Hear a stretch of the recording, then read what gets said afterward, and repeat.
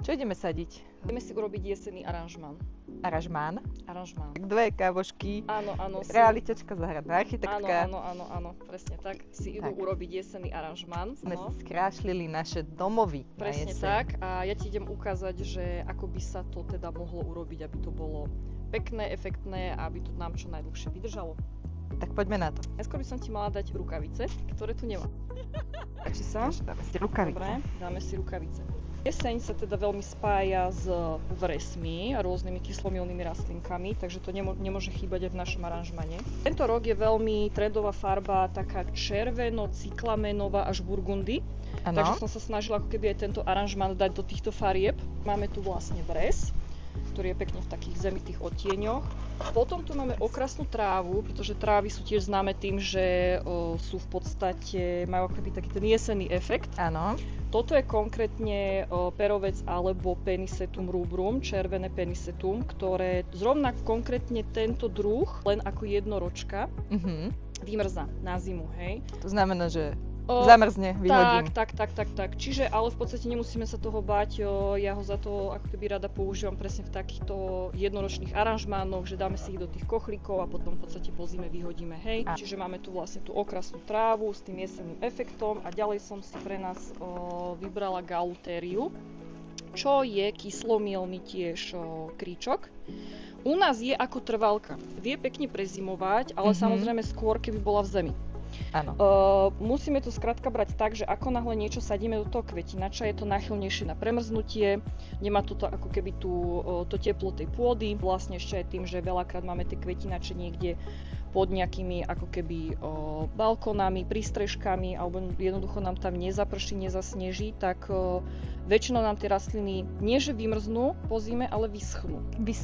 Vyschnú, hej, takže ak aj chceme čo najdlhšie, ako keby, aby nám vydržali tie rastlinky v tých kvetinačoch, tak musíme dbať na to, že aj cez zimu musia mať nejakú zálievku. Takže treba polievať aj cez zimu. Určite. To je to, na čo zabudáme. Určite, presne. Preto v podstate to je taký zaujímavý fakt, že prečo na jeseň veľa prší. Na jeseň veľa prší presne preto, lebo sa chystá ako keby príroda na zimu a mráz ťaha vlhkosť s koreňou a zo zeme. A preto nám potom vlastne ako keby vyschýnajú tie rastliny po zime, hej? Nevymrzajú, ale vyschýnajú vplyvom toho mrázu.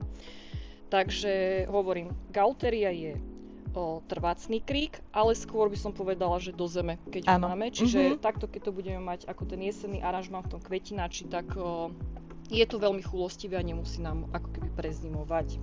A na záver som si potom vymyslela takú vec, že zamulčujeme si to takým ako keby okrasným machom, ktorý kľudne môžeme nájsť niekde v hore, úplne obyčajný mach z lesa.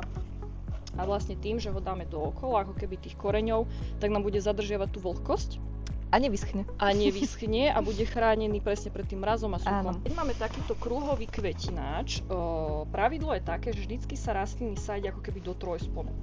Do takého pomyselného trojuholníka, pretože vlastne keď si ho zasadíš takto do trojuholníka, tak ako keby z každej strany je vždy ten kvetinač pekný. Ja som tu nechala substrát, ktorý je ešte pôvodne z leta z letničiek. Boli tam predtým muškaty.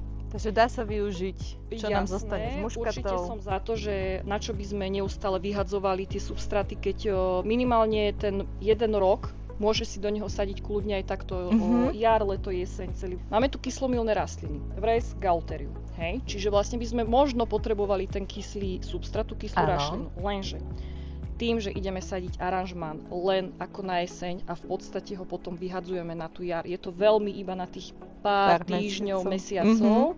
Je zbytočné nám teraz vyhadzovať túto kvalitnú dobrú hlinu len preto, aby som kúpila ten kyslý substrát. Musíme sa báť dať to aj do úplne obyčajného záhradného neutrálneho substrátu. Samozrejme, keby to išlo do zeme, dávame kyslú rašinu. Jasné. Hej.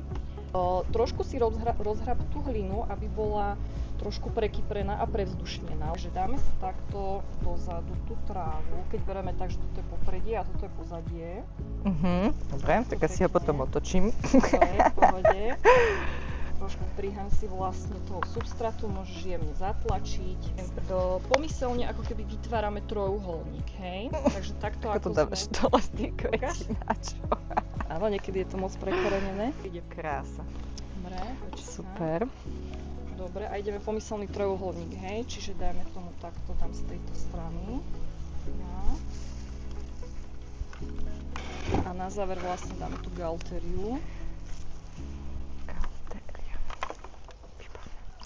Pretože to máš okolo seba také čisté. Áno, áno.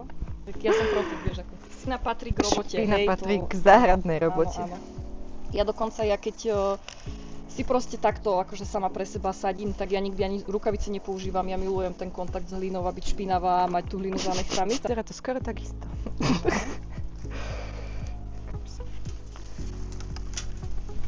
Dáme si to zase končí viac na stole ako v kvetinači. To vôbec nevadí. Tak a teraz si dáme mach, návrh. Pekne, krásne, takto dookola. Spojíme si to s príjemnou prechádzkou v lese, nazbierame si tak, mach. Presne. Ten mach potom trošku tak zatláč, lebo majú tendencie ho ako keby vyďobávať vtáky.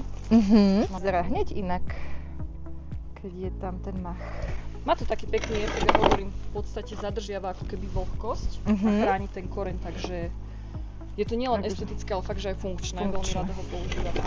Mám rada veci, ktoré sú aj estetické a funkčné. Presne tak. Ešte vlastne taká zaujímavosť o tejto galtérii, už som spomínala, že je to kyslomilný krík, ako trvalka v podstate v našich podmienkach, že nevymrzá. A kvitne na bielo takými krásnymi maličkými zvončekmi koncom leta a tie malé biele zvončeky sa premieňajú potom na takéto krásne okrasné bobule na jeseň, červené.